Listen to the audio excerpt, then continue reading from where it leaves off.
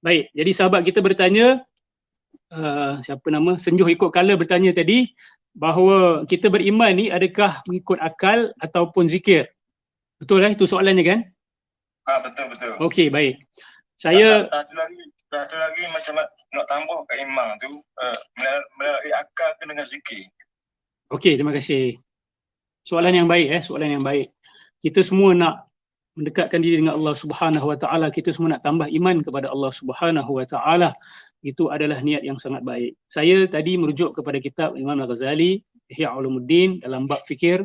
Imam Al-Ghazali cerita bahawa fikir itu adalah makam zikir yang paling tinggi sebenarnya. Okey, ini bukan saya kata, ini Imam Ghazali kata. Dia kata dalam fikir ada zikir. Tetapi dalam zikir tidak semestinya ada fikir. Jadi Imam Ghazali meletakkan fikir itu lebih tinggi dan kita fikir dengan akal, ya, kita fikir dengan akal. Imam Ghazali meletakkan akal itu ataupun silakan. Patu macam mana yang Nabi kata takwa di dada tu? Okey, baik. Terima kasih. Bila kita sebut dada, kadang-kadang orang membezakan dada tu dengan akal sebab orang salah faham. Orang ingat akal tu otak. Akal lain ya, otak lain ya. Kalau kita rujuk kepada Imam Fakhruddin Ar-Razi, perkataan akal itu dia adalah pekerjaan untuk kalbu. Pekerjaan hati sebenarnya akal itu. Saya ulang lagi sekali, ya. Imam Fakhruddin Ar-Razi mengatakan bahawa berakal ataupun aktiviti ta'aqqul, ya. Ta'aqqala yata'aqqalu ta'aqqulan, aktiviti itu adalah aktiviti hati sebenarnya. Macam saya ada tangan boleh bersalam. Jadi bersalam tu adalah kerja tangan. Bersalam tu bukanlah sesuatu yang berbeza daripada tangan. Samalah seperti akal. Hubungan akal dengan hati adalah hubungan perbuatan dengan punca perbuatan itu. Punca perbuatan berakal adalah hati. Jadi akal dengan hati ni bukan dua benda bercanggahan tu sebenarnya. Dia adalah satu entiti. Dia adalah potensi rohani kita, potensi kalbu kita. Jadi bila kita nak mengukuhkan keimanan kita kepada Allah, jalan yang pertama sekali adalah dengan fikir. Kemudian, kita kukuhkan dengan zikir. Kita kukuhkan dengan zikir. Betul. Ustaz, patu macam masa Miraj, Nabi Miraj tu kan? Ya. Naik ke langit tu. Nabi bagi tahu kan, batu seorang, Abu Bakar seorang je yang percaya. Ya. Kalau ikut akal, naik ke langit. Memang ada apa akal tu. Baik, terima kasih. Soalan yang baik. Okey. Ini soalan yang biasa ditanyakan ya dalam kuliah-kuliah akidah. Sebab kami yang bermazhab Ahlussunnah wal Jamaah, berakidahkan Asy'ariyah Maturidiyah, kami berpegang bahawa tidak ada satu pun di dalam agama Islam ini yang menyanggahi akal. Tidak ada satu pun ajaran yang menyanggahi akal. Yang ada adalah melangkaui akal. Kena bezakan ya. Beza melangkaui akal dengan menyanggahi akal. Dalam agama Islam tidak ada satu ajaran pun yang menyanggah. Melangkau ada. Menyanggah macam mana contoh? Tak ada satu. Okey, beza dia apa? Terima kasih. Soalan yang baik. Apa perbezaan menyanggah dengan melangkau? Menyanggah ni, 2 campur 2 adalah 4. Islam tak ada ajar kita 2 campur 2, 5. Kalau 2 campur 2, 5, dia melanggar akal.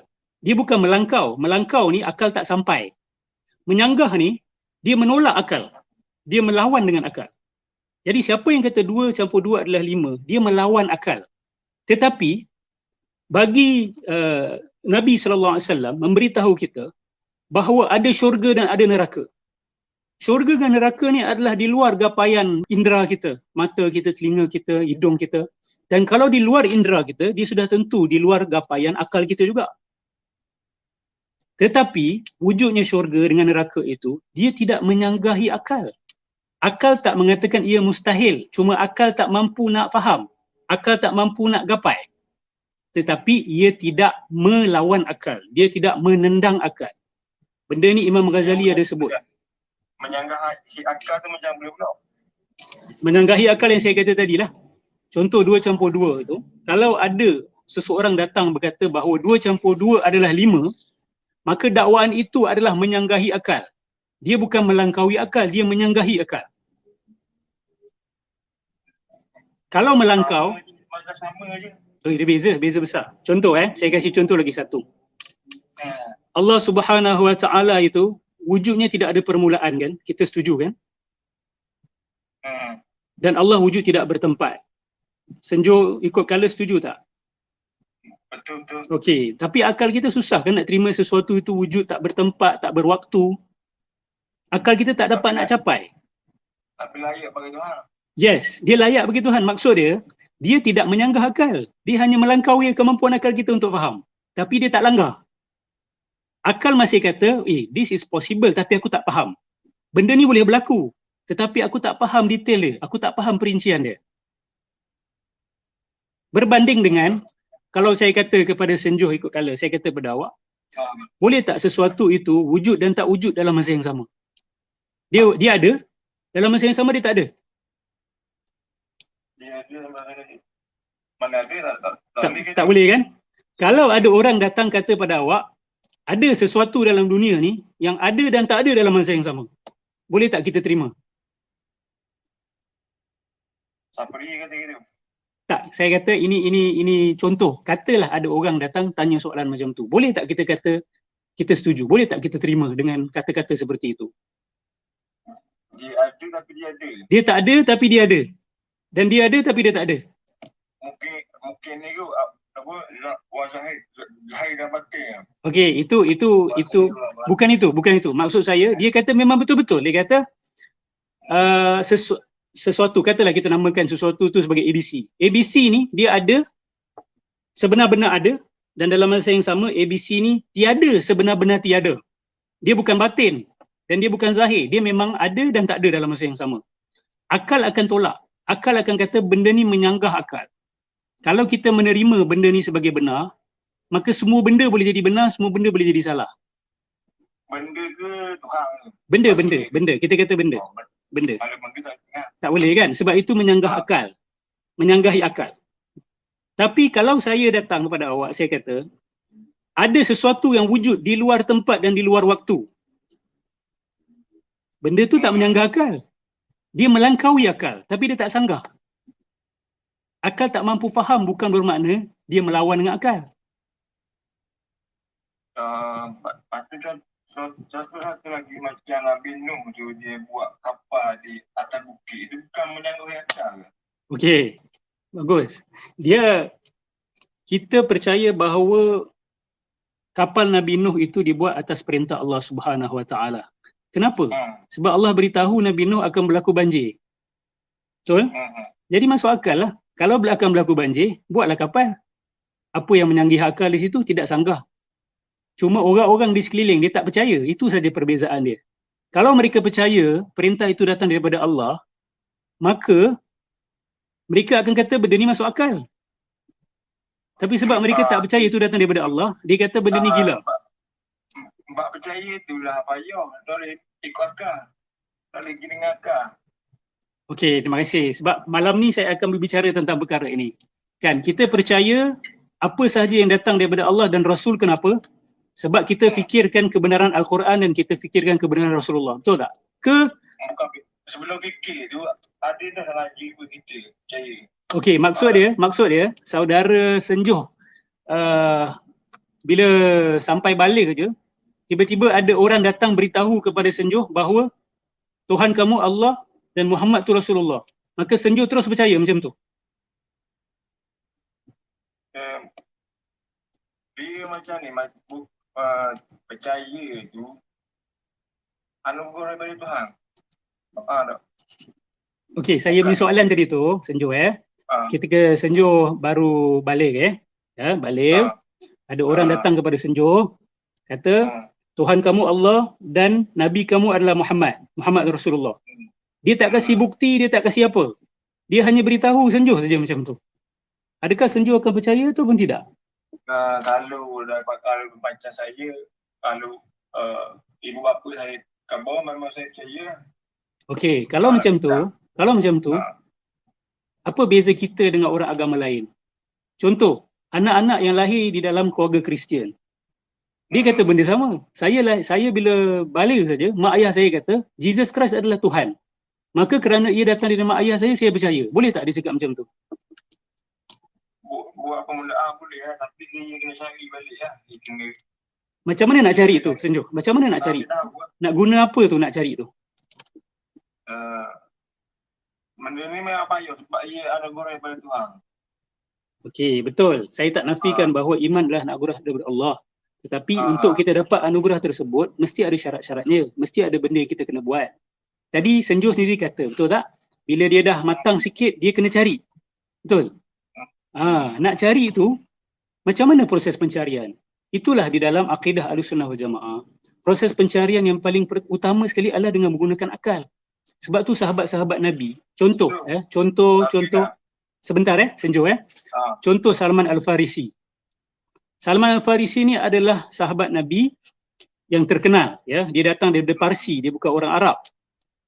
Senjo pernah dengar tak?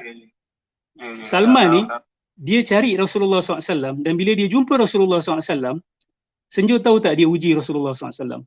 Dia nak memastikan sama ada betul ke orang yang dakwa ni sebagai Nabi akhir zaman, dia benar-benar Nabi akhir zaman. Betul lah, tapi macam mana dia boleh percaya sungguh-sungguh tu? Nak cari tu.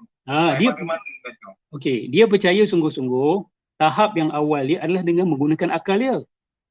Kemudian dia sehari-hari dengan Rasulullah SAW, berjuang dengan Rasulullah SAW, maka mengukuhkan lagi kepercayaan dia. Sebab dia dapat nampak depan mata, dia nampak kebenaran Nabi Muhammad SAW, akhlak Nabi SAW, keikhlasan Nabi SAW, jihad Nabi SAW, maka semakin yakin. Tapi langkah pertama adalah dengan menggunakan akal yang waras, dengan akal yang betul. Kalau langkah pertama itu dah salah, kalau penggunaan akal tidak betul pada tahap yang awal, di situlah manusia termasuk dalam ajaran-ajaran yang bukan-bukan. Termasuk dalam agama-agama yang menyeleweng dan sebagainya. Sebab mereka tak nak guna akal dulu. Mereka takut untuk guna akal. Semua orang tunggu anugerah. Semua orang tunggu Allah campak sesuatu dalam jiwa aku. Sedangkan Allah kata, kamu nak hidayah, kamu kena cari. Nak cari macam mana? Afala tatafakkarun. Tidakkah kamu berfikir? Afala ta'qilun. Allah kata. Betul. Sebelum ayat tu sampai kepada mereka, nak percaya ayat tak sebut tu, macam mana nak dapat dia? Kita mengenali macam mana sahabat kenal Nabi Muhammad tu sebagai Nabi Muhammad. Agak-agak Senjo. Dia tengok tu dia akhlak Nabi lah. Akhlak saja atau kebenaran yang dibawa oleh Nabi SAW. Akhlak betul, saya tak nafikan. Mereka melihat juga kepada kebenaran yang disampaikan oleh Rasulullah, betul tak? Betul. Okey, macam mana mereka tahu apa yang Nabi bawa tu betul? Sebab dia mana dia langgar contoh macam bunuh bayi tu Nabi halang. Maknanya dia kalau ikut manusia biasa, Islam pun memang tak suka benda tu. Okey, kalau kita perdalamkan lagi jawapan Senjo tu, kenapa kita menerima dakwah Nabi bila Nabi kata jangan bunuh anak-anak perempuan yang lahir, jangan tanam mereka. Kenapa kita menerima ajaran tersebut? Kerana kita berfikir kenapa nak kena bunuh budak perempuan ni? Kan? Walaupun mungkin dia tak akan membawa hasil ekonomi yang banyak kepada sesebuah keluarga. Anak lelaki mungkin lebih pergi bekerja, perempuan tidak boleh bekerja pada waktu itu, maka akan membawa bebanan ekonomi. Kan? Tetapi kita juga boleh berfikir bahawa kalau aku terlahir dalam tubuh seorang perempuan, setuju ke aku dibunuh oleh ayah aku sendiri hanya kerana aku tidak akan bawa duit banyak masuk dalam rumah. Jadi kita berfikir, itu proses pemikiran. Kita berfikir, lepas tu Nabi datang bawa tauhid yang paling serius sekali. Nabi bawa tauhid. Dan tengok dalam Al-Quran, Allah ajak kita berfikir sama. Allah kata apa? Allah kata, "Lau kana fihima alihatun illallah la fasadata."